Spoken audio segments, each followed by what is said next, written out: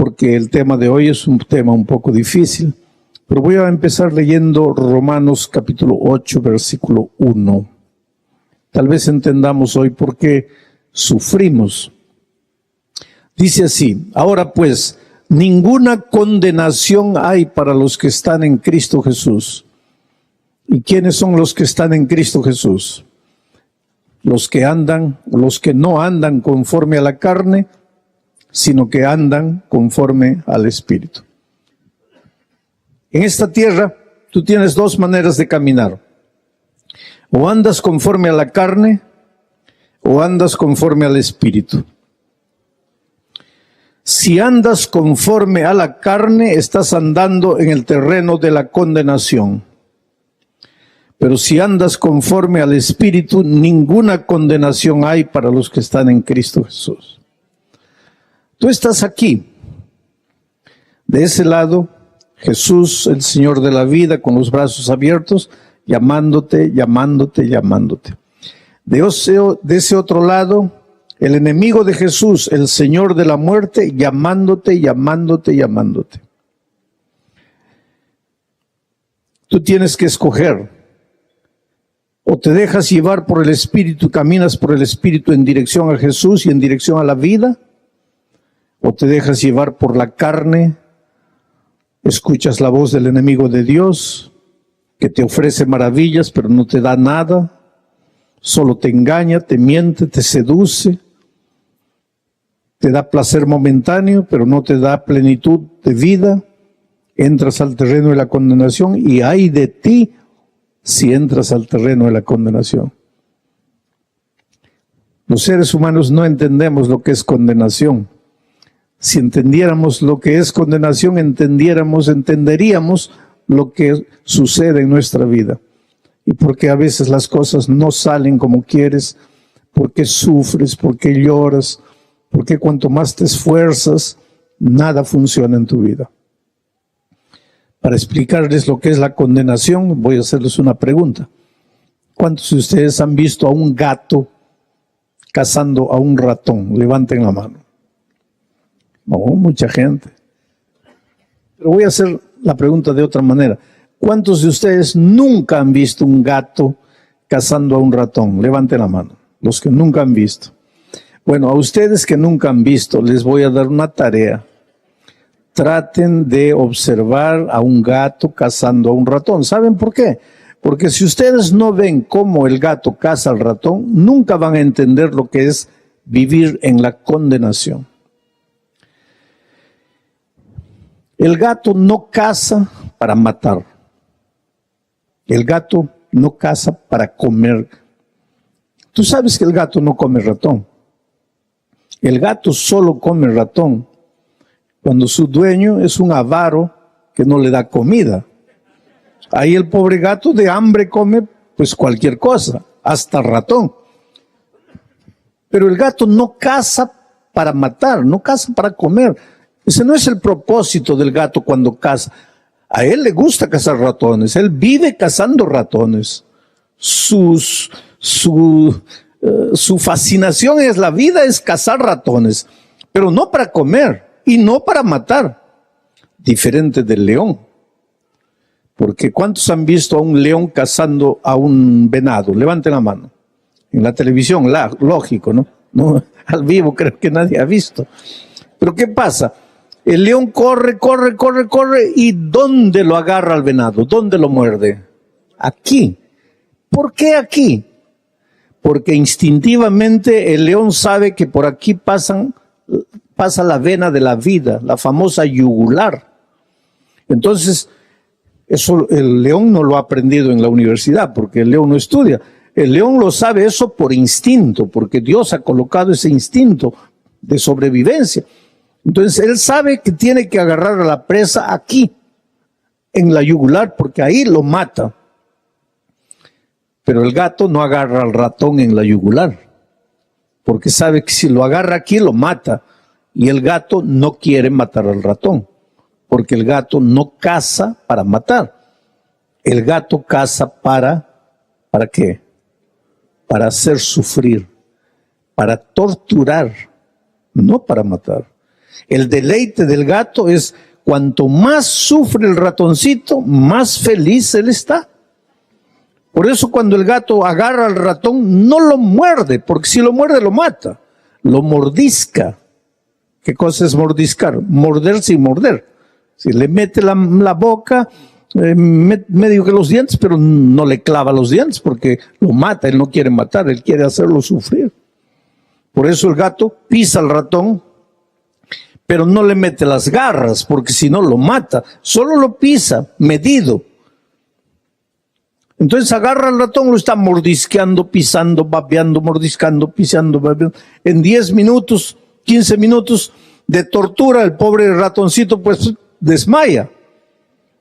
Y cuando se desmaya, ¿qué hace el gato? Se queda al ladito, sentado, mirando allá, cierra los ojos, comienza a ronronear. Se hace el que está durmiendo, pero no está durmiendo, porque de reojo está vigilando. Ahí dentro de 10, 15 minutos el ratoncito comienza a despertar del desmayo, ¿no? Comienza a despertar y pues yo imagino que el ratoncito como que se toca, ¿no? Epa, este tipo no me mató, estoy vivo. Oye, estoy vivo. Y ve al gato ronroneando, hecho un tonto, mirando para allá. Entonces, ¿qué hace el ratón? Un paso. El gato no se mueve. Otro paso. No se mueve. 2 pasos. No se mueve. Y supongo que el ratoncito debe pensar, gracias a Dios ya estoy libre. Y comienza a correr para su agujero y ahí el gato de un salto, ¡pap!, lo agarra de nuevo.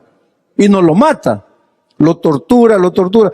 Y yo les he preguntado cuántos de ustedes han visto un gato cazando un ratón, porque el gato puede tenerlo al ratoncito un día entero, una noche entera, torturando, no lo mata. Claro que finalmente el pobre ratoncito muere. Yo creo que muere de un infarto, porque si tú lo ves el cuerpo del ratón, no tiene heridas, porque el gato no le clavó los dientes, no lo mordió para matarlo. Lo mata de sufrimiento, de dolor. Yo creo que en algún momento, digo porque yo no sé qué piensa el ratón, ¿no? Pero en algún momento de dolor, de sufrimiento, ese ratoncito mira al gato y dice, oh gato, ¿qué quieres? ¿Quieres matarme? Pues mátame de una vez, que me estás aquí ahí a sufrir, pero no me matas. Ahora vas a entender lo que es condenación. Tú eres ese ratoncito, yo. Cuando tú sales del refugio que es Cristo, cuando tú te separas de Jesús, entras al territorio del gato. El gato es el enemigo de Jesús. Y el gato te agarra, pero no te mata. Vas a morir aquí, pero desde que saliste del refugio que es Cristo hasta aquí, vas a caminar el terreno de la condenación. El diablo te va torturando, te hace sufrir, destruye tu hogar, te casas la segunda vez, no funciona, te casas la tercera vez, no funciona. Tu hijo se mete en las drogas, pierdes el empleo y comienzas una empresa, se va a pique.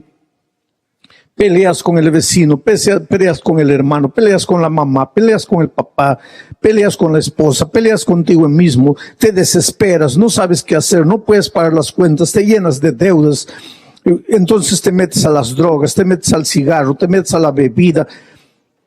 Llega un momento que pues estás en las manos del gato, el gato te va así, arruinando, destruyendo, matando lenta, tú no te das cuenta, pero estás en las manos del gato. Yo creo que hay gente que en un momento llega y para, que mejor quiero la muerte, ya no quiero vivir, que venga la muerte. Pues ahí está, como el ratoncito. Pero ahora viene Pablo y dice, ¿qué cosa? Pero ahora, ninguna condenación hay. ¿Para quién? Ninguna condenación hay para los que están en Cristo Jesús. Jesús es el refugio. Jesús es el agujero. Tú estás aquí, en las manos del gato, Hay una cosa que tú no sabes. El ratoncito no puede escapar del gato si el gato no quiere. No puede. Pero tú sí puedes escapar del demonio, porque hay una cosa que él no puede hacer: obligarte. Tú solo te quedas aquí si quieres. Pero en el momento que dices no, él no puede amarrarte, él no puede forzar tu voluntad, porque si hasta Dios, que es tu creador, respeta tu voluntad, ¿quién es el enemigo para no respetar tu voluntad? Él no puede. Por lo tanto, te digo una cosa en el nombre de Dios: si estás en esclavitud, si estás prisionero, si estás derrotado, no es porque el diablo sea más poderoso que tú, es porque tú aceptas pasivamente la derrota, porque él no tiene poder sobre ti. Eres victorioso. Cristo ya venció por ti. Yo estaba un día predicando en el Brasil y una señora dio un grito horrible, así un grito horripilante allá atrás, y toda la gente se volvió para ver qué sucedía. Una mujer desfigurada completamente, con una voz que no era su voz.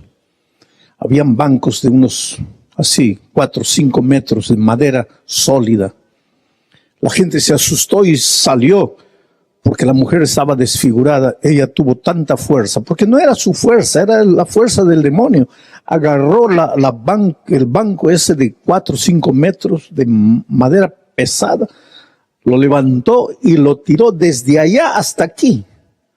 Si yo no me retirase, me mataba. Pero y después ella comenzó a venir arrastrándose así por el suelo. Parecía una culebra, venía arrastrándose, sus ojos inyectados en sangre, su boca espumeando. Y yo recuerdo que ella decía: sí, te voy a matar, te voy a matar. Yo no te hago nada y tú vives persiguiéndome, te voy a matar. Y toda la gente se asustaba y yo miraba: ¿dónde andan mis diáconos? Mis diáconos estaban disparados por ahí y la mujer venía por ahí, venía y venía. Y sabes que a mí no me gusta. Nosotros no hemos sido creados para vivir al lado del diablo. Por lo tanto, es un cuadro espeluznante. A mí no me gusta vivir una escena de esas.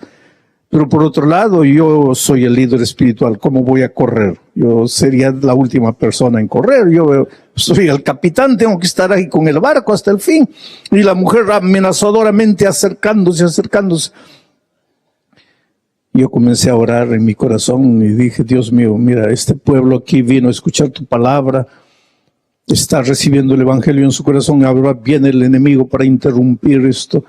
Por favor, haz lo que tú sabes hacer, tú eres poderoso, tú tienes poder para expulsar el demonio. Y efectivamente la mujer al llegar aquí se desmayó, quedó así en el suelo. Le dije a mis diáconos: ahora sí, vengan, por favor, lleven a esa hermana, que yo voy a salir terminando el sermón y voy a orar con ella allá afuera. Pero esa noche yo le dije a la iglesia: ¿ustedes vieron? Todo lo que el enemigo puede hacer es eso: arrastrarse como una pobre culebra por el suelo. Eso es todo lo que puede hacer. Y yo te digo, querido, en el nombre de Jesucristo, Él no puede hacer nada para seguir manteniéndote en cautiverio. No puede. Cuando Jesús murió en la cruz del Calvario, colocó la estocada final en su corazón. Tu lucha hoy día es con un enemigo derrotado, con un enemigo que en los estertores de la muerte trata de destruirte, pero tú eres victorioso. Él no puede hacerte nada más. Por lo tanto, esta noche sal de aquí. En el nombre de Jesucristo, rompe las cadenas de esclavitud. Si estás prisionero de algún vicio, estás libre en el nombre de Jesucristo. Si el enemigo te ha atormentado con algún pensamiento inmundo, algún sentimiento que no has podido arrancar del corazón, en el nombre del Señor Jesús estás libertado de todo. Y cree. Agárrate de la promesa divina. No hay nada que el enemigo pueda hacer para continuar manteniéndote en el estado de esclavitud. Pero ahora, querido, te voy a explicar cómo funciona todo esto en la realidad y por qué yo te digo que el enemigo no tiene poder para ti. Hemos estado hablando del santuario y hemos visto que en el santuario de esta tierra Dios estaba explicándonos a nosotros los seres humanos lo que sucedía en el cielo para resolver el problema del pecado del hombre. ¿Qué es lo que los israelitas hacían todos los días?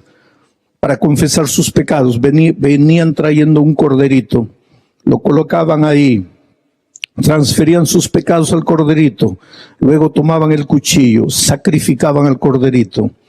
El corderito inocente moría, su sangre era derramada. Ahora el pecador estaba libre de sus pecados. Pero ¿a dónde se iban los pecados? Estaban en el corderito. Entonces el sacerdote mojaba sus dedos en la sangre del cordero y manchaba el altar los cuernos del altar y rociaba el resto de la sangre sobre el propiciatorio en el lugar santísimo, al otro lado del santuario, porque el santuario tenía 2 compartimientos. 3 diríamos, el patio donde estaba el altar, el lugar santo y el lugar santísimo, a donde el sacerdote entraba una única vez por año. Después del sacrificio diario, el sacerdote tomaba la sangre que simbolizaba los pecados que habían sido transferidos sobre el pobre corderito, por los cuales el cordero había muerto. Ahora el pecador ya estaba libre porque había cumplido con el plan divino, había confesado sus pecados, había transferido sus pecados sobre el cordero. La sangre del cordero que simbolizaba todos esos pecados era rociado en el propiciatorio, y ahora los pecados ya no estaban en la esfera humana. El ser humano estaba libre de sus pecados, pero los pecados estaban en el santuario. ¿Hasta cuándo? Eso es lo que vamos a explicar de la manera más simple esta noche. Tenemos que leer el primer texto, Levítico capítulo 16. ¿Dónde está el texto? Levítico capítulo 16. Ahí está. Dice: así el sacerdote purificará el santuario a causa de las impurezas de los hijos de Israel.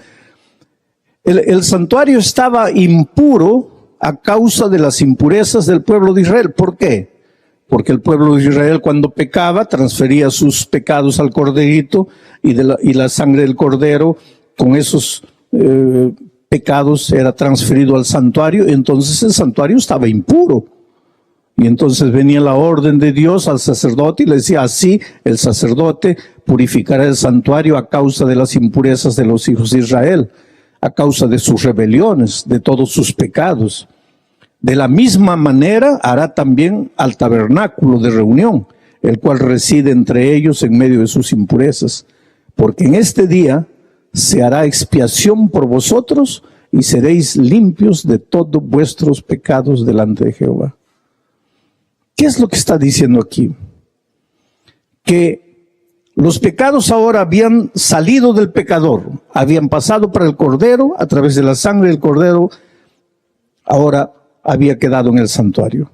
En el santuario simbólicamente estaban depositados todos los pecados. Los pecados no se evaporaban. Esa es una cosa que tenemos que entender. Hemos pecado. Está bien, la sangre de Cristo nos limpia nuestros pecados. Estamos libres nosotros, pero los pecados no se hacen vapor, humo, desaparecen. Porque hay un gato que te hizo pecar. Hay un gato que te hizo sufrir. Hay un gato que te mantuvo cautivo en el terreno de la condenación, y finalmente ese gato la va a pagar. Él es el originador del pecado, pues él la va a pagar. Ahora vas a ver cómo. Y todo esto estaba ilustrado en el santuario. Entonces, la orden para el sacerdote es, tienes que purificar el santuario. ¿Y cuándo sucedía eso? El otro texto de Levítico, por favor. Pueden pasar. Mira lo que dice aquí. Y esto tendréis por estatuto perpetuo. En el mes séptimo, a los 10 días del mes, afligiréis vuestras almas, y ninguna obra haréis, ni el natural ni el extranjero que mora entre vosotros. Porque en este día se hará expiación por vosotros, y seréis limpios de todos vuestros pecados delante de Jehová. Día de reposo es para vosotros, y afligiréis vuestras almas. Es estatuto perpetuo. ¿Qué es lo que está diciendo aquí? Esto hay que entenderlo, mira. Los pecados estaban depositados en el santuario. Ahora el santuario necesitaba ser purificado de esos pecados. Y esa purificación del santuario se realizaba una vez por año en el santuario de Israel. ¿Qué sucedía en ese día? Era un día especial en que todo el pueblo ayunaba. El sacerdote se vestía de una manera especial y entraba al santuario. ¿Para qué? Para limpiar el santuario, para lavar el santuario, para higienizar el santuario de la sangre que había sido rociada ahí a lo largo de todo el año. Esa sangre que simbolizaba los pecados. Pero en realidad el sacerdote no estaba lavando el santuario de la sangre. Estaba lavando el santuario ¿de qué? De los pecados. Porque esa sangre simbolizaba los pecados del pueblo que habían sido confesados y transferidos al corderito. Una vez por año, el sacerdote realizaba la purificación del santuario. Pero una vez terminada la purificación del santuario, el sacerdote salía ahora de nuevo al patio del templo.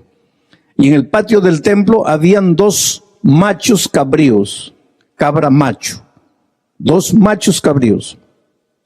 Uno era dedicado al Señor Jesucristo, a Dios, y era sacrificado como propiciación por los pecadores. Pero el otro macho cabrío quedaba vivo y simbolizaba al gato, al enemigo, a Satanás. Y cuando el sacerdote salía después de haber purificado el santuario, ¿qué hacía? Traía simbólicamente todos los pecados del pueblo y ahora los depositaba en el macho cabrío que simbolizaba al diablo y lo soltaba al desierto. Y ese macho cabrío se llevaba cargando todos los pecados del pueblo al desierto y en el pueblo moría solo, triste y abandonado. Ahora, mucho cuidado con decir o con pensar que el macho cabrío expiaba los pecados del pueblo. No tiene nada que ver. Sino que él fue el originador del pecado. Él fue el causante de todos los males. Ahora tendría que pagar por lo que hizo. Y finalmente, todos los pecados que él hizo cometer a la humanidad le van a caer a él mismo. Porque él es el originador. Él te hizo sufrir. Él te hizo caminar en camino de condenación. Él provocó los accidentes en tu vida. Él te sumergió en los vicios. Él destruyó tu matrimonio. Él te llevó a cometer las cosas que cometiste. Pues ahora tú estás salvo por la gracia maravillosa de Jesucristo y por la sangre del Cordero. Pero ahora esos pecados no van a evaporarse así. Van a terminar en su originador, el enemigo. Y entonces, mira lo que dice el siguiente texto de Levíticos para que tú entiendas lo que te estoy diciendo. ¿Dónde está el siguiente texto? Cuando hubiere el sacerdote acabado de expiar el santuario, de limpiar el santuario, y el tabernáculo de reunión y el altar, entonces el sacerdote hará traer el macho cabrío vivo, que era el macho cabrío dedicado a Satanás.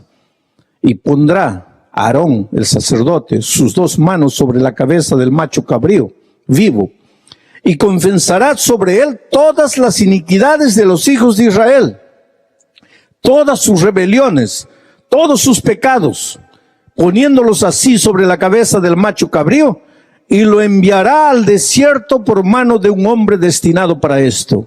Y aquel macho cabrío llevará sobre sí todas las iniquidades de ellos, y ellos a tierra inhabitada, y dejará ir el macho cabrío por el desierto. Ahora, todo esto es simbólico. Todo esto es simbólico. En esta tierra, una vez por año, el sumo sacerdote entraba al lugar santísimo, purificaba el santuario, agarraba simbólicamente los pecados, los transfería al macho cabrío que simbolizaba a Satanás, y ese macho cabrío iba a morir al desierto a pagar por los pecados que él originó. Pero esto también sucede en el santuario celestial.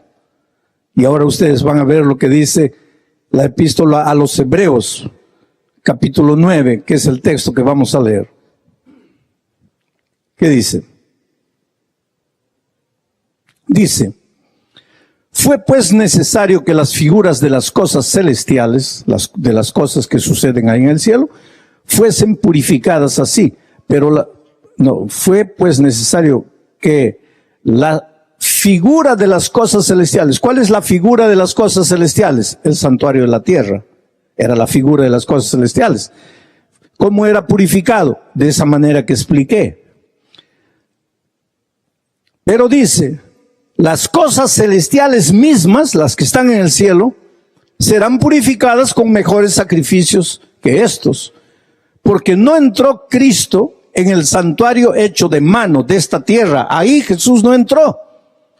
No entró Jesús al santuario hecho de mano, que era apenas figura del verdadero, sino que Jesús entró en el cielo mismo para presentarse ahora por nosotros ante Dios, y no para ofrecerse muchas veces como entra el sumo sacerdote en un lugar santísimo cada año con sangre ajena. De otra manera, le hubiera sido necesario a Jesús padecer muchas veces desde el principio del mundo. Pero ahora, en la consumación de los siglos, se presentó Jesús una sola vez para siempre, por el sacrificio de sí mismo, para quitar de en medio el pecado. Y de la manera que está establecida para los hombres, que mueran una sola vez, y después de esto el juicio, así también. ¿Terminó ahí el texto? Muy bien, voy a explicar lo que está diciendo aquí. En esta tierra, en el santuario que era figura del santuario de los cielos, el sacerdote una vez por año entraba y purificaba el santuario, agarraba simbólicamente los pecados confesados del pueblo y los colocaba en su originador, porque finalmente el originador tiene que pagar por lo que hizo, por lo que originó.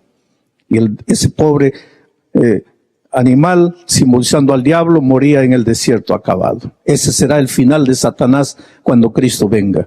Él quedará solo, abandonado, no tendrá a quien tentar, pagará finalmente por lo que hizo y finalmente recibirá la muerte eterna.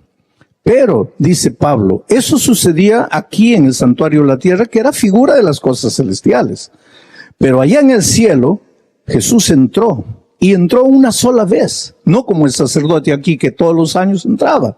Allá en el cielo Jesús entró una sola vez, y no con sangre de animales, sino con su propia sangre. Y lo que sucedía aquí en la tierra, Jesús lo hizo allá en el cielo. Quiere decir que así como había un día de expiación, de purificación del santuario aquí en la tierra, en el cielo también hay un día de purificación del santuario. Y así como en la tierra el día de la purificación del santuario era día de juicio, cuando comience el día de la purificación del santuario del cielo, también será día de juicio. Ahora mi pregunta para ti es, ¿y cuándo comienza el día de la purificación del santuario allá en el cielo? Ese mismo día va a comenzar el día del juicio de las naciones allá en el cielo. Y esto es importantísimo saber. Y no sé si mañana o pasado mañana o el sábado. Yo voy a explicar cuándo empieza ese día de la purificación del santuario celestial, cuando empieza el día del juicio. Una cosa yo te digo esta noche: el enemigo no tiene más derecho de torturarte. El enemigo no tiene más derecho de destruir tu vida, a no ser que tú quieras, a no ser que tú permitas. Yo estaba saliendo de la predicación en San Pablo un día. Yo vivo hace muchos años en Brasil. Parte de la cultura brasileña es la famosa macumba. ¿Sabes lo que es la macumba? Es la hechicería, es la brujería pesada. Yo estaba saliendo un día de la predicación y una señora viene corriendo con un papelito y me dice: por favor, pastor, ore por mí para poder vencer el poder de la macumba. Le dije: ¿qué sucede contigo? Y me contó su historia. Miren, su vecina es una macumbera, una bruja, una hechicera. Nosotros a veces tenemos una idea equivocada de las brujas. Pensamos que es una mujer flaquita, con el cabello largo, todo desgreñado, con una nariz enorme, una verruga en la punta de la nariz, una escoba en la mano. Bueno, eso es puro folclore, eso no es verdad. Hay brujas lindas, hay brujas bonitas, hay macumberas maravillosas. De tal manera que la vecina de esta señora es una bruja, una macumbera y bonita. De tal manera que el esposo se enamoró de la bruja. Y ahora es amante de la bruja. Y lo peor, no esconde, anda en la calle de arriba para abajo con la bruja. Y todas las vecinas se ríen de la señora. Y la pobre señora tiene vergüenza de salir a la calle porque todas se ríen, porque su esposo anda de manos, agarrado de la mano con la bruja de arriba para abajo. Pero lo peor es que todo el dinero que antes venía para la casa, para pagar las cuentas, la renta, la luz, el agua, ahora mitad del dinero va para la bruja y mitad para ella. Y están llenos de deudas, no pagan las cuentas, no pagan nada. Ella está deprimida, tiene vergüenza de salir a la calle porque todas se ríen, las vecinas se ríen. Para remate, está endeudada, no puede pagar las cuentas. Y el esposo humillándola públicamente con la bruja. La pobre no sabe qué hacer. El hijo de 16 años un día enfrentó al papá y le dice: mira, papá, no puedes hacer eso. ¿Cómo estás haciendo eso con la mamá? Mira, está sufriendo. Y comenzaron a pelear, padre e hijo comenzaron a pelear. El padre le dijo que el hijo le estaba faltando el respeto, lo expulsó de casa. El muchacho le dijo: yo prefiero 1000 veces estar lejos de ti que vivir al lado de un padre sin vergüenza como tú, papá. Y se fue. Y desesperado, el muchacho se metió a las drogas. Y ahora la madre escucha decir que su hijo está completamente destruido en las drogas. Hace 2 meses que no ve al hijo. No sabe qué hacer, está desesperada.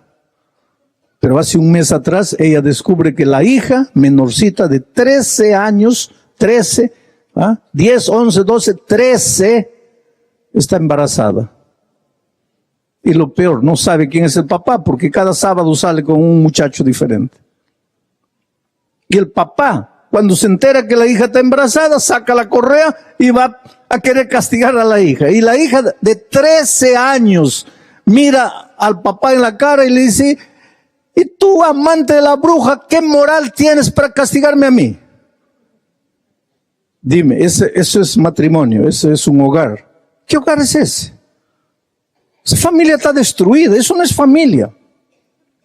Resultado, al enterarse que la hija está embarazada, la señora entra en una profunda depresión. Ya estaba deprimida, pero ahora entra en una profunda depresión. No se levanta, no se baña, no come, quiere morir. Está 1 mes ahí en la cama, no se levanta. Nadie puede levantarla. Está flaca, anémica, quiere morir. Y ahora cuando yo salgo de la predicación, ella corre con un papel. Ahora te preguntas tal vez: ¿y cómo fue allá la reunión? Pues benditos los amigos que tenemos, ¿no? Los vecinos. Porque ¿cómo estás tú esta noche aquí? Porque alguien te trajo. Porque alguien te insistió, alguien no te dejó tranquilo, te llama por teléfono, te toca la puerta. Y el otro día alguien me dice: mire, pastor, yo fui No porque quería escuchar el evangelio, yo fui porque mi vecina no me dejaba tranquilo. Entonces, para que me deje, ya fui. Pero esa noche cambió mi vida. Así son las cosas. Y esta señora también tenía una vecina. Y cuando supo que íbamos a predicar esa noche allá, ella fue, le dijo, mira vecina, necesitas de Dios, vamos allá al estadio. No, yo no creo en esas cosas, yo no quiero, vamos, mira tu vida. Tu esposo con la bruja, estás llena de deudas, no hay dinero, tu hijo en las drogas, tu hija embarazada, tú ahí. Vamos, necesitas de Dios. No, yo no creo en esas cosas. Necesitas de Dios, vamos. No, que ella fue, la bañó, la cambió de ropa, la llevó casi a la fuerza. Pero esa noche en el estadio, ella entendió, ninguna condenación hay para los que están en Cristo Jesús. ¿Por qué? Porque el Cordero Jesucristo ya murió por tus pecados. Y porque hay una promesa a través del santuario, que un día tus pecados serán exterminados para siempre. Y el autor de todos los pecados va a pagarla por lo que hizo. Estás libre de condenación. El gato no tiene más poder sobre ti. Todo lo que tienes que hacer es correr al Señor Jesucristo, entregarle tu vida. Era así de simple. Pero esa noche ella corre y me entrega el papelito. Yo le digo, pero usted se entregó a Jesús esta noche. Usted se levantó, fue adelante, le entregó la vida a Jesús. Ay, pastor, no. ¿Y por qué no? ¿Y sabe lo que me dice? Ay, pastor, discúlpeme, pero es que yo no quiero cambiar de religión, pastor. Pues, ¿de qué religión te estoy hablando? Tu esposo está con la bruja. Tú estás llena de deudas. Tu hijo en las drogas. Tu hija embarazada. Tú queriendo morir. Y Jesucristo viene y te dice, hija, sal de las garras del gato. Ya no hay condenación si crees en mí. Y ella se queda aquí, toda destruida, con su vida acabada, mirando a Jesús. Ay, Señor, discúlpame, pero no quiero cambiar de religión. ¿Qué religión? Por eso la Biblia dice, hoy es el día de buena nueva. Hoy es el día de salvación. No tienes por qué andar sufriendo. No tienes por qué vivir como estás viviendo. Oh, querido, Dios te ama. Te ama con un amor que jamás podrás entender. Te ama así como eres. No hay nada en tu vida que Jesús no pueda limpiar, perdonar, purificar. Has entrado esta vida, esta noche aquí con tu vida destruida. Pues esta noche puedes volver restaurado para casa. Has entrado sin esperanza, pues esta noche puedes volver cantando glorias a Dios, lleno de esperanza. Pero Dios no te puede traer por la fuerza, tú tienes que querer. Tú tienes que decir sí, y eso es lo que te voy a pedir. Todos los que se han levantado las otras noches pueden levantarse de nuevo esta noche, porque anoche nos levantamos diciendo, Señor, yo acepto el perdón. Pero esta noche, al levantarte y venir aquí adelante, quiero que digas en tu corazón, Señor, yo acepto la victoria. Anoche me diste el perdón, hoy quiero la victoria. El gato está derrotado, soy libre, no más esclavitud. Yo acepto la victoria en Cristo. Le voy a...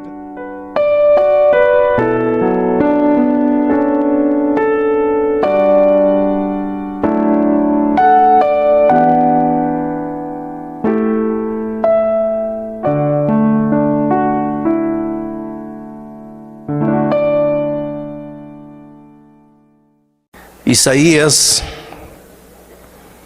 capítulo 53. Vamos a leer a partir del versículo 4. ¿Quién ha creído a nuestro anuncio? ¿Y sobre quién se ha manifestado el brazo de Jehová? Quiere decir, Isaías, en estos versículos que vamos a leer ahora, Isaías va a hablar del amor de Cristo, pero antes de hablar ya empieza creando una interrogación. Dice, nadie me va a creer lo que voy a escribir aquí. Nadie, yo sé que nadie me va a creer. Mira, ya empieza escribiendo sabiendo que nadie le va a creer, que nadie va a entender lo que le va a escribir. Y a partir del versículo 4 dice: ciertamente llevó Él, y está hablando de Jesús, nuestras enfermedades, sufrió nuestros dolores, y nosotros le tuvimos por azotado, por herido de Dios y abatido. Pero Él, herido fue por nuestras rebeliones, molido por nuestros pecados. El castigo de nuestra paz fue sobre Él, y por su llaga fuimos nosotros curados. Todos nosotros nos descarriamos como ovejas, cada cual se apartó por su camino, pero Jehová cargó en Él, en Jesús, el pecado de todos nosotros. Angustiado Él y afligido, no abrió su boca. Como cordero fue llevado al matadero, y como oveja delante de sus trasquiladores enmudeció y no abrió su boca. Yo estaba estudiando un día este texto con un judío, y cuando le di mi interpretación del texto, diciendo que aquí este texto estaba hablando de Jesús, del Mesías, porque ellos esperan un Mesías. El pueblo judío espera al Mesías todavía, porque para ellos el Mesías vendrá victorioso, glorioso, libertador. Ellos no pueden entender que el Mesías haya venido humilde, siervo, para morir, porque ellos esperan un Mesías político. Ellos no aceptan un Mesías espiritual. Y cuando yo le di la interpretación de este texto, él me dijo: pastor, esa interpretación que usted hace de este texto es una interpretación inmoral. Y yo le pregunté: pero ¿por qué inmoral? La palabra inmoral es muy fuerte.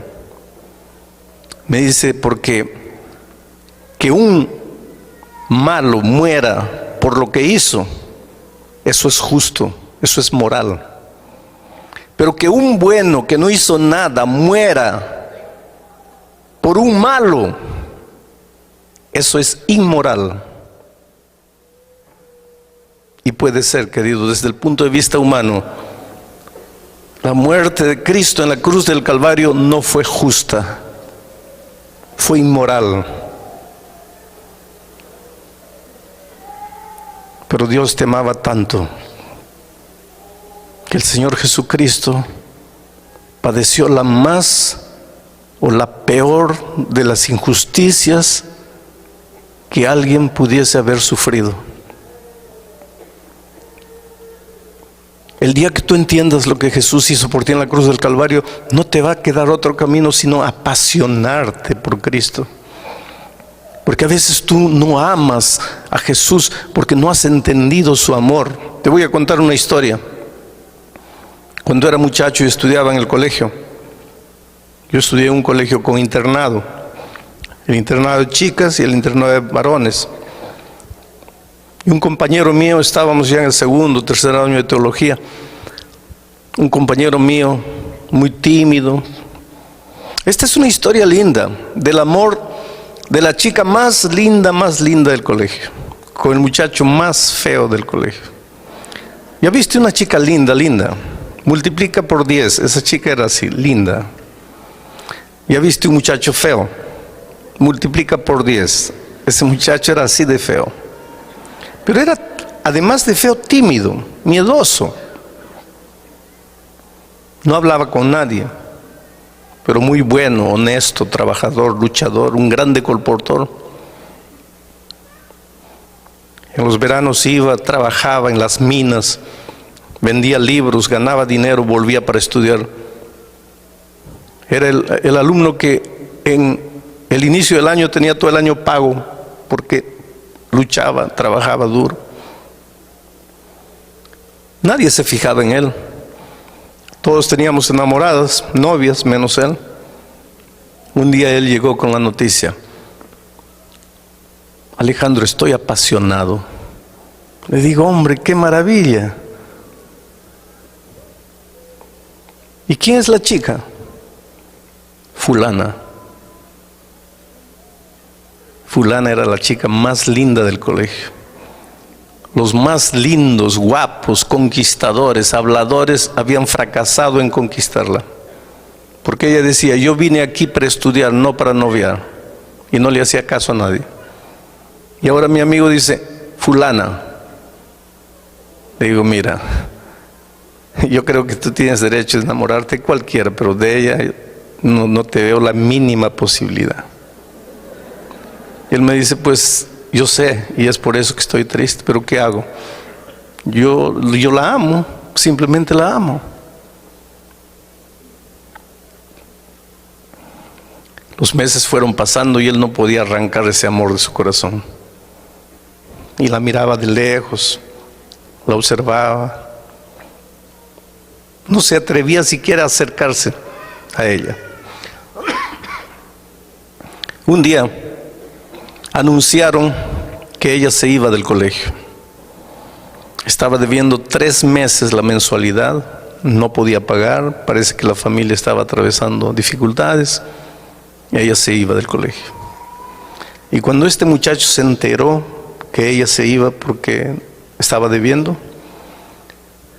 se fue al gerente de la institución y le dijo así, miren, yo tengo todo el año pagado, quien se va a ir de la universidad soy yo, me voy. Y con el resto del año que yo tengo pagado para mí, quiero pagar la cuenta a la chica. El gerente le dijo, pero ¿por qué?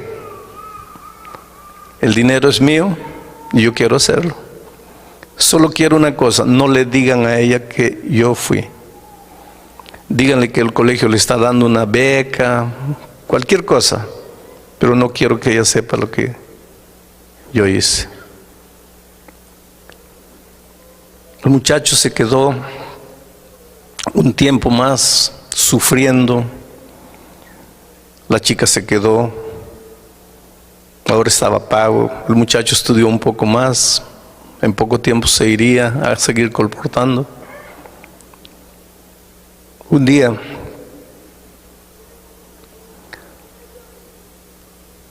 yo lo vi tan deprimido y le dije, mira, ¿por qué no vas y te declaras?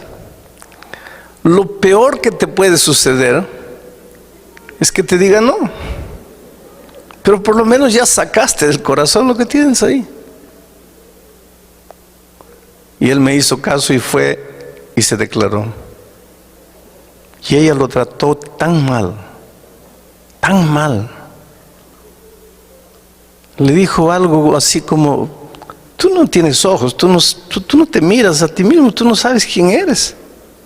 Dice, ¿cómo te atreves? Y lo encontré a este muchacho derrotado, arreglando sus cosas para irse. Me voy, no aguanto, no puedo quedarme aquí.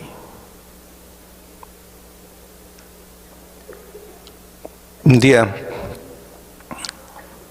me encontré con la chica. Le dije, mira, tú tienes el derecho de decir sí o no a cualquiera, pero creo que no tienes el derecho de tratar mal a las personas. Tú humillaste a ese muchacho y él te ama. Te ama tanto que tú no tienes idea de lo que él hizo por ti. ¿Sabes por qué no te fuiste el año pasado del colegio? ¿Sabes por qué él salió del colegio? No, porque yo recibí una beca. No fue una beca. Fue él que pagó tus cuentas. Ella fue al gerente, agarró al gerente. Le dijo, dime la verdad. El gerente le dijo, es verdad. Ella se sintió humillada, desapareció por unos días. Yo me arrepentí de haber dicho lo que dije. El tiempo pasó, 1 mes, 2 meses, y yo trataba de evitar esa conversación con mi amigo, con todos. Un día él me busca y me dice, tengo una noticia que no vas a creer. ¿Qué noticia? Estoy enamorando. Bueno, gracias a Dios, ya te libraste del otro sentimiento. No, estoy enamorando con ella. Le digo, no puede ser. Sí. Un día me encontré con ella. Le pregunté, ¿es verdad que estás enamorando con él? Sí. Pero tú no lo amas. Ella me dice, no, yo no lo amaba. Y cuando yo supe la verdad, yo lloré, me sentí humillada, me sentí mal. Pero después el tiempo fue pasando y comencé a pensar, ¿quién en esta vida sería capaz de hacer por mí lo que él hizo? Sin siquiera querer que yo sepa. ¿Quién podrá amarme en este mundo más que ese muchacho?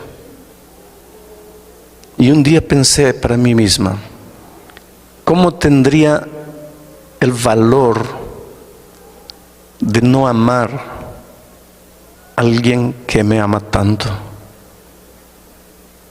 Y se casaron y fueron felices. ¿Cómo tendría el valor de no amar a alguien que me ama tanto? Yo creo que cuando tú entiendas el amor de Cristo, tú dirás como aquella muchacha, ¿cómo tendría el valor de no amarte, Señor Jesús, si tú me amaste tanto? El problema es que a veces tú no entendiste lo que es el amor de Dios, y te lo voy a probar de alguna manera esta noche. Quiero hacerles una pregunta. ¿Cuántos creen que Dios nos perdona los pecados? Levante la mano. Gloria a Dios. ¿Qué sería de nosotros si no tuviésemos esa esperanza, no? La maravillosa esperanza del perdón. Solo que cuando ustedes levantaron la mano, ustedes estaban pensando en un tipo de perdón que para Dios no existe. Ustedes estaban pensando en el tipo del perdón humano. Y tú vas a preguntar, pero pastor, ¿cuál es la diferencia? Te voy a explicar la diferencia. Yo tengo un muchacho, un hijo, y aquí hay un vaso de cristal, finísimo, una raridad. Y le digo, hijito, no toques. Abro paréntesis. Padres queridos, enseñen a sus niñitos desde que están gateando a no tocar lo que no tienen que tocar. Si ustedes quieren enseñarle eso cuando son adolescentes, ya es demasiado tarde. No es porque pequeñito, déjalo tocar, déjalo, pobrecito, no sabe lo que hace. No, nunca vas a ver lo que hace si tú no colocas límites desde cuando ellos todavía no aprendieron a raciocinar. Límites, la vida está hecha de límites. No te dejes llevar por la corriente frívola, vacía, hueca de este siglo que no conoce límites. Cierro paréntesis. Le digo a mi hijo, no toques esto. Hago un trato con él. Mira, hijito, si yo te veo tocando esto, mira, vas a recibir una palmada en la mano. ¿Está cierto? Está bien. ¿Entendiste? Entendí. ¿Qué te dije? Que si yo toco, recibo una palmada. Entonces, ¿estamos claros? Estamos. Me voy. 3 días después vuelvo y lo encuentro a mi hijo no solo tocando, sino destruyendo el vaso de cristal. Y cuando él me ve, ya sabe que nosotros teníamos un trato. Cuando él me ve, inmediatamente sus ojitos se abren asustados y salen de su boca 3 palabras, 2 palabras: padre o papá, perdóname. Cuando él dice papá, perdóname, ¿qué es lo que está queriendo decir? En otras palabras, ¿qué está diciendo? Papá, no me pegues. Ahí yo lo miro, siento compasión y digo, está bien, hijito, te perdono. Cuando yo le digo, está bien, hijito, te perdono, ¿qué es lo que estoy queriendo decir? Está bien, hijito, no te voy a hacer nada. Mi hijo se va saltando feliz y yo también me voy contento. ¿Perdoné a mi hijo, sí o no? Claro, perdoné. Porque para nosotros perdón es ausencia de castigo, liberación del castigo. Él erró, merecía el castigo, dijo: papá, perdóname. Mi corazón se enterneció, lo perdoné, está libre del castigo. ¿Perdoné o no perdoné? Perdoné. Ese es el perdón humano. Pero con Dios ese perdón no existe. ¿Sabes por qué? Porque Dios es Dios y su palabra es eterna. Su palabra no cambia. No es como la mía que digo: vas a recibir y después no, ya no vas a recibir. No es así. Yo soy hombre, mi palabra cambia, pero la palabra de Dios no cambia nunca. Y la Biblia dice: la paga del pecado es la muerte. Por lo tanto, quien pecó tiene que morir. No hay otro camino. Y la Biblia dice más: todos nosotros pecamos y por lo tanto estamos destituidos de la gloria de Dios. La Biblia dice más: no hay justo ni siquiera uno. Todos merecemos morir. Todos nosotros estamos condenados a muerte. Todos nosotros ya nacemos condenados a muerte.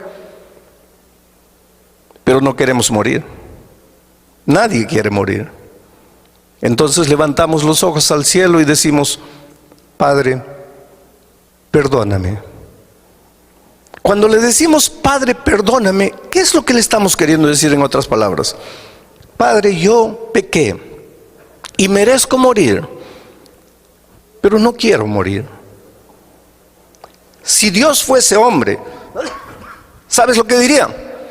Ah, no quieres, hijito. Entonces está bien, hijito, puedes irte, ya estás perdonado. Si Dios fuese hombre, haría eso. Pero Dios no es hombre. Dios es Dios. Y su palabra es eterna. Y si dice que el salario del pecado, la paga del pecado es la muerte, entonces la paga del pecado es la muerte. Y por otro lado, el enemigo de Dios está bien atento a lo que va a hacer Dios. Porque si Dios le dice al hombre: pecaste, pero estás libre, viene el enemigo y dice: espera un poco, ¿qué dice tu palabra? El salario del pecado es la muerte. Él pecó, ¿por qué lo estás dejando ir? Por otro lado, si Dios hace que el hombre muera como consecuencia de su desobediencia, viene el diablo y dice: qué abusivo eres, pobrecito, solo porque es una cosita. Parece que el diablo lo agarra a Dios entre la espada y la pared. Si Dios hace una cosa, está mal. Si Dios hace la otra cosa, está mal. ¿Qué hace Dios? Ahí entra el amor maravilloso de Cristo. Porque Dios quiere perdonar al ser humano. Dios quiere que el hombre no sufra la consecuencia de su desobediencia cuando él se arrepiente, cuando él reconoce que está en pecado. Pero tiene que cumplir al mismo tiempo su palabra que dice que el salario del pecado es la muerte. Ahí se levanta la persona maravillosa del Señor Jesucristo.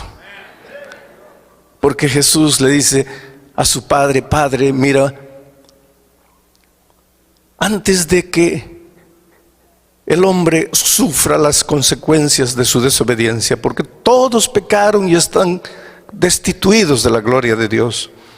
Todos pecaron y están condenados a morir. Pero Padre, antes que el ser humano sufra las consecuencias, déjame ir a la tierra como ser humano. Y el Padre permite que su Hijo se haga hombre. Y el Señor Jesucristo viene a esta tierra como un ser humano. No se vistió de ser humano.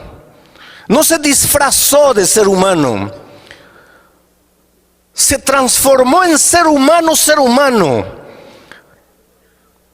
humano como tú, pero nunca dejó de ser Dios.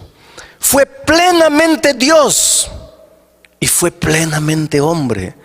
No vamos a entender el misterio de la encarnación, pero vino y en esta tierra fue tentado en todo. No hay una tentación que tú sientas en la vida que Jesús no haya probado. La peor de las tentaciones, tú puedes decir: no, pero en los tiempos de Él no había este tipo de... Querido, las tentaciones de todos los tipos, de todos los tiempos, de todas las características, Jesús sufrió en carne propia. En el desierto, las 3 tentaciones que él sufrió abarcaban la vida toda en su plenitud. Fue tentado al máximo. Y te digo más, él sufrió una tentación que tú y yo no podemos sufrir nunca. ¿Sabes cuál es? Jesús era Dios, pero cuando vino a esta tierra hizo un trato con su Padre, que en esta tierra no usaría sus poderes divinos sin el consentimiento de su Padre. Y el diablo trataba de que él usase sus poderes divinos para él, sin el consentimiento del Padre, porque sabía que si él hacía eso, pecaba. Esa tentación tú no tienes, porque tú y yo no tenemos poderes divinos, pero él tuvo. Y la Biblia dice, fue tentado en todo, pero sin pecado.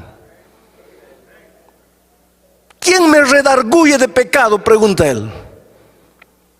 El enemigo, que es especialista en hacer pecar y después echarte los pecados en la cara.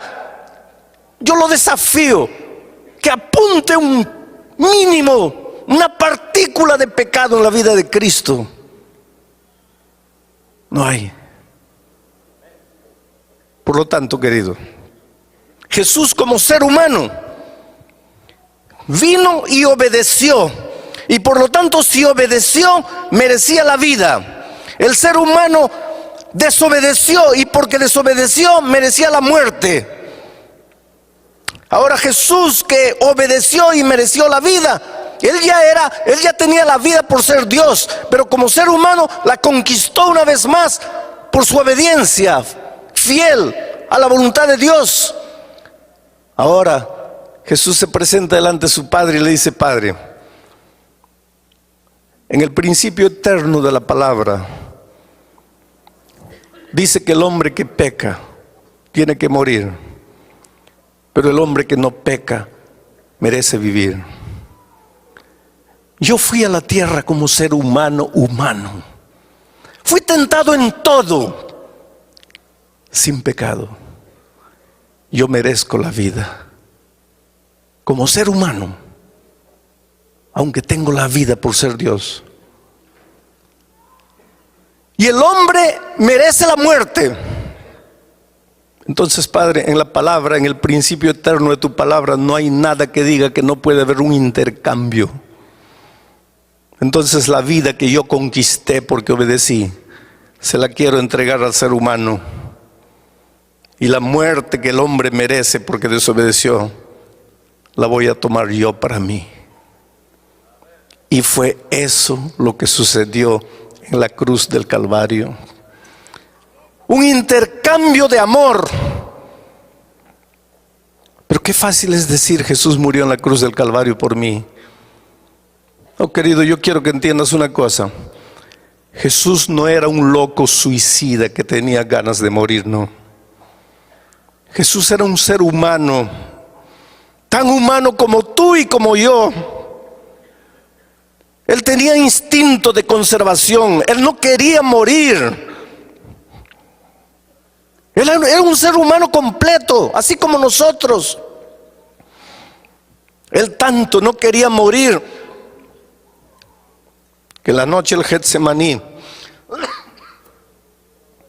lloró y sudó sangre. Y la ciencia prueba que en momentos de extremo sufrimiento el hombre es capaz de sudar sangre.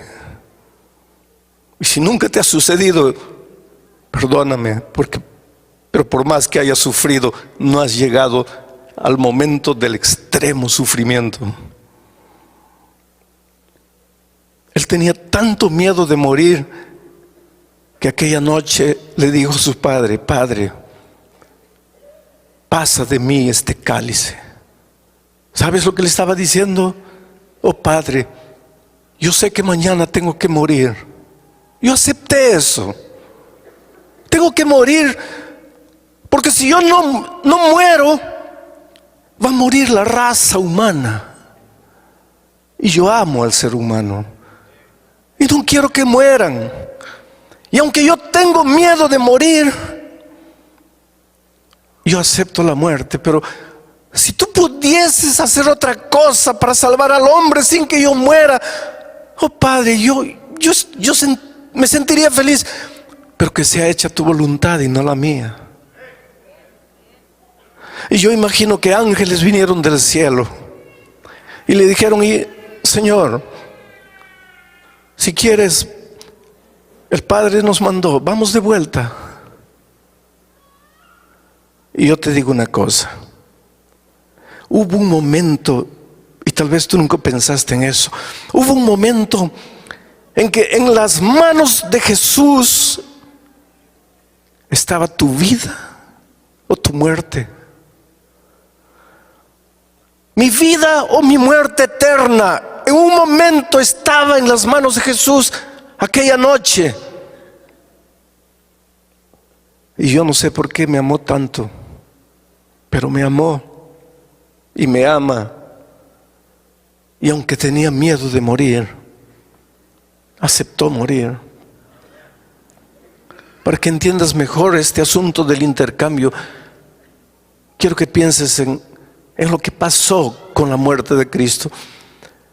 Había un delincuente famoso llamado Barrabás, el peor de los delincuentes de aquel tiempo. La policía lo buscaba, la sociedad tenía miedo de él, y unos días antes de la muerte de Cristo lo aprendieron, lo juzgaron y lo condenaron a la muerte de cruz. La muerte de cruz era la peor de las muertes. ¿Saben por qué? Porque era una muerte sanguinaria, era una muerte fría, calculada, premeditada. La muerte de cruz era preparada para hacer sufrir, porque clavaban al hombre en una cruz, lo clavaban en las manos y en los pies. Esa no era una muerte para matar instantáneamente, porque si le clavasen en el corazón o en la mente, todavía, pero no, lo clavaban en las manos y en los pies. ¿Quién muere porque le clavan las manos y los pies? Nadie. Y después levantaban la cruz y el hombre se quedaba colgado ahí, sangrando. La ley decía que nada podía dársele de comer, nada podía alcanzársele a no ser un poco de vinagre en una estopa y pasarle por los labios. Ahí estaba el hombre, colgado en la cruz. De día el sol caliente de aquellas tierras lo quemaba. La sangre chorreaba, se secaba en sus brazos, las moscas venían, él clavado, no podía moverse. En la noche, el viento helado de la montaña lo castigaba como un latigazo. Al día siguiente, el sol de nuevo lo quemaba. A la noche siguiente, el látigo del frío de nuevo lo castigaba. Dependiendo de la resistencia física del delincuente, podía quedar un día, 2 días, 3 días, 4 días, 5 días. Llegaba un momento, porque la ley decía que solo podía ser sacado de la cruz cuando hubiese muerto, pero llegaba un momento en que el delincuente miraba y decía: por favor, mátenme, acaben con mi sufrimiento, no aguanto más. Y ese era el momento de la venganza de la sociedad. Nos hiciste tanto mal, nos hiciste sufrir, ahora muere. Siente el gusto de lo que hiciste con tanta gente inocente. Los peores asesinos, los peores delincuentes merecían eso. Y Barrabás fue condenado a ese tipo de muerte. Mandaron llamar al carpintero, porque había que preparar una cruz con las medidas del delincuente. Porque si el delincuente midiese 2 metros, ¿cómo lo iban a clavar en una cruz de 1,50? Entonces llamaron al carpintero, y el carpintero tomó las medidas de Barrabás, tanto de largura, tanto de altura, etc. Fue, trabajó con la madera, seguramente colocó el nombre abajo: Barrabás, cruz de Barrabás. Llevó, recogió su dinero y se fue. Perdonen.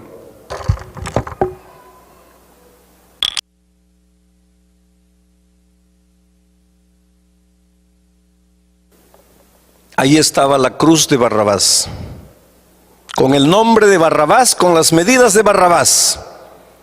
Y ahí estaba Barrabás para ser crucificado en esa cruz. Merecía la cruz. Pero 2 días antes, los judíos prendieron a Jesús y lo juzgaron. Un juicio mentiroso, un juicio injusto. ¿Casualidad? No. Por detrás de todo eso estaba el amor maravilloso de Cristo por nosotros. Fue condenado a la peor de las muertes, a la muerte de cruz. Pilato no quería que Jesús muriese. Trató de defenderlo. Ustedes conocen la historia. Él pensó, ya sé cómo lo voy a defender. Mañana es fiesta y en las fiestas como esta soltamos un preso. Voy a colocar a Jesús, pero voy a pedir al pueblo que escoja con otro preso. Voy a escoger al peor de los presos, a Barrabás. Y con toda seguridad la gente va a querer que libere a Jesús y que matemos a Barrabás. Y yo me lavé las manos y Jesús está libre. Y al día siguiente, ustedes conocen la historia, ahí fue Pilato y dijo, en ocasiones como esta libramos un preso. Aquí está Barrabás y aquí está Jesús. Barrabás que mató a tanta gente, Jesús que no hizo nada. ¿A quién quieren ustedes que suelte? Y Pilato casi enloqueció cuando escuchó del pueblo decir, suelta a Barrabás, crucifica a Cristo. Pilato no podía entender. Entró desesperado para el palacio. Vinieron los guardias, le sacaron las esposas a Barrabás. Yo creo que la persona que mejor entendió lo que quiere decir Jesús murió por mí fue Barrabás. Porque cuando se vio libre, yo imagino que Barrabás se comenzó a golpear la cara. Pensó, ¿qué pasa? Estoy despierto, estoy soñando, ya morí. ¿Qué pasa conmigo? Yo, Barrabás, estoy libre. Y este Jesús que no le hizo mal a nadie va a morir en mi lugar. Barrabás entendió lo que quiere decir Jesús murió en mi lugar. Oh, queridos, ya no había tiempo para llamar al carpintero para construir una cruz para Jesús. Además, ahí había una cruz vacante. Aquel viernes, cuando Jesús fue subiendo la cruz del Calvario, la montaña del Calvario, y cayó una vez, y otra vez, y otra vez, y otra vez. ¿Sabe por qué cayó? Porque Él no estaba cargando su cruz. ¿Y sabe por qué? Porque a Jesús nadie, nunca le preparó una cruz. ¿Y sabe por qué? Porque Jesús jamás mereció una cruz. Aquella tarde, Jesús estaba cargando la cruz de otro. La cruz de otro, con el nombre de otro, con las medidas de otro. Era otro el que tenía que morir ahí, no era Él.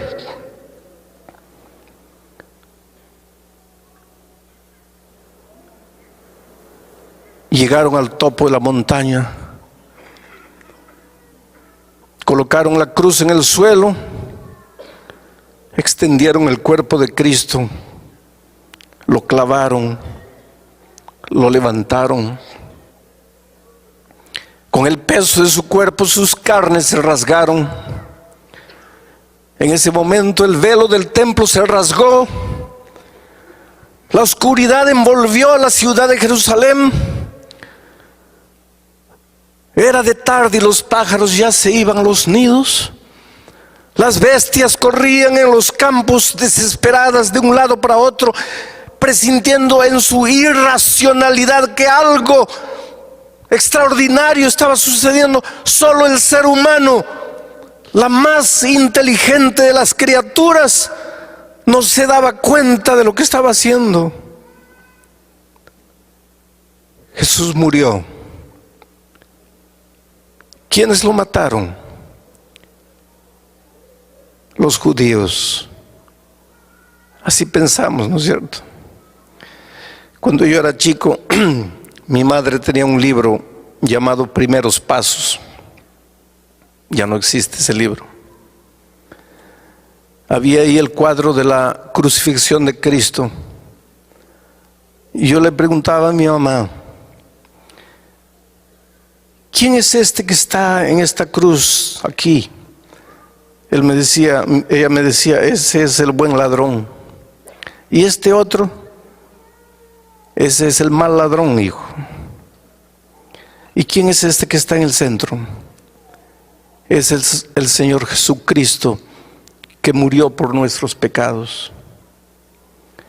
Y estos que están abajo, ¿quiénes son? Y mi madre se llenaba de ira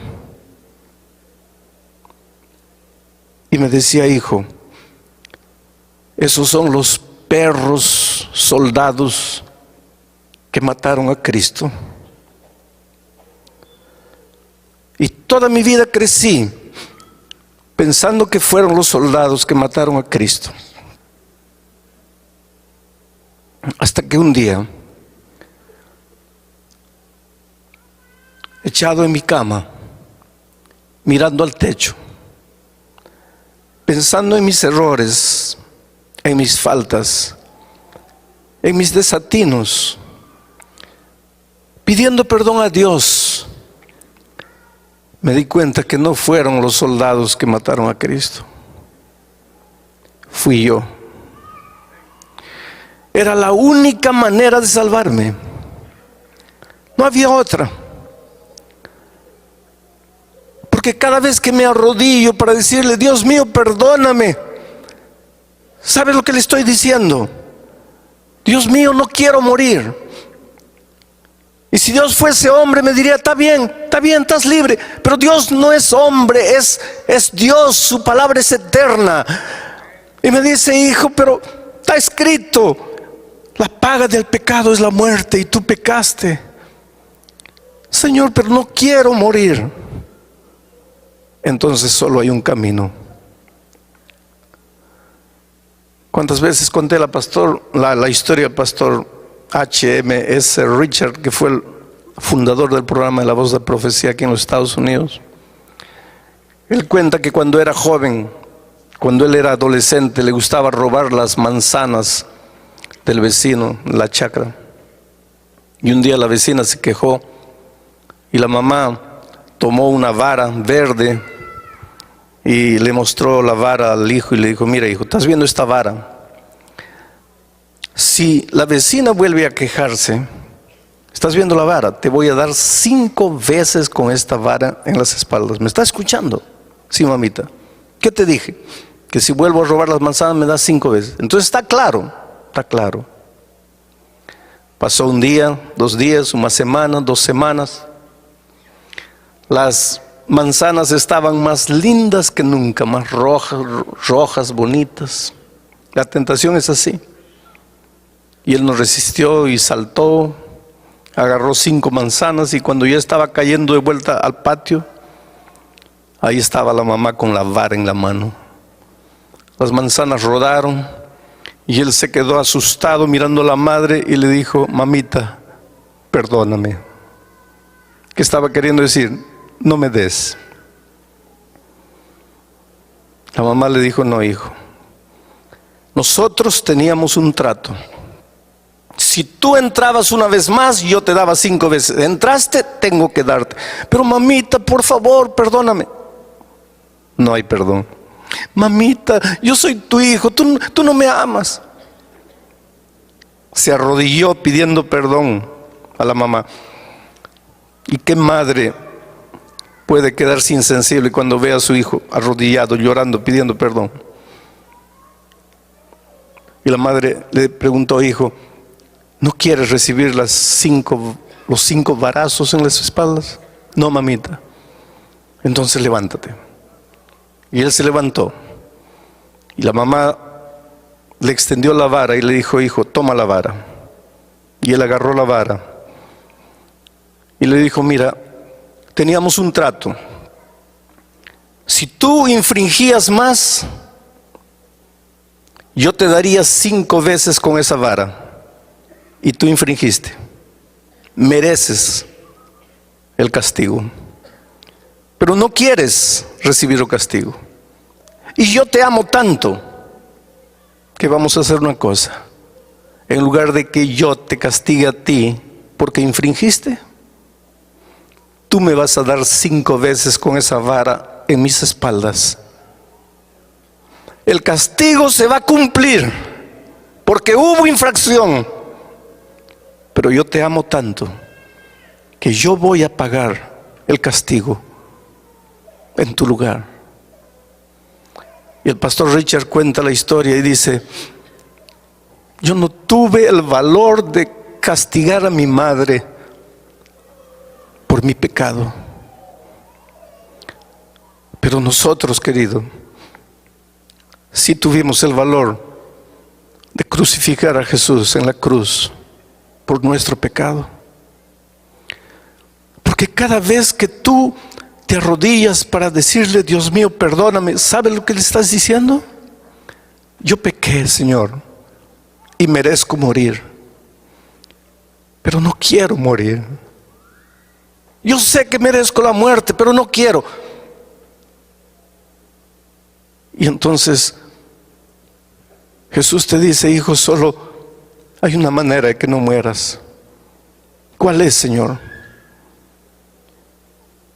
En lugar de que tú mueras, yo voy a morir. Tú me vas a quitar la vida. Y lo hicimos. Por eso, queridos, cuando yo miro a la cruz del Calvario, me pregunto como aquella muchacha del colegio: ¿cómo tendría el valor de no amar a alguien que me ama tanto? Pocas veces me emociono cuando predico, o quiero decir, pocas veces me descontrolo en mis emociones cuando predico. Pero nunca conseguí predicar el tema de lo que sucedió en la cruz del Calvario sin que mis emociones escapasen a mi control. Porque nunca tendré palabras para agradecer a Dios por lo que hizo por mí. ¿Qué hubiera sido de nosotros si el Señor Jesús no hubiese estado dispuesto a morir en la cruz? Por eso esta noche te voy a hacer una invitación. Esta invitación no es para los miembros bautizados de la iglesia. Las personas que se han levantado anoche y han venido aquí tampoco necesitan levantarse esta noche, porque anoche ya tomaron su decisión. Esta invitación es para ti, querido, que estás empezando a estudiar la Biblia, estás empezando a conocer a Jesús, que tal vez esta noche entendiste el amor maravilloso de Jesús por ti y quieres decirle: Señor, yo no sabía que tú me amabas tanto. Yo no sabía lo que significaba Jesús murió por mí, pero yo te entrego mi corazón. Yo te doy mi vida. Yo quiero que tú me guíes en esta tierra.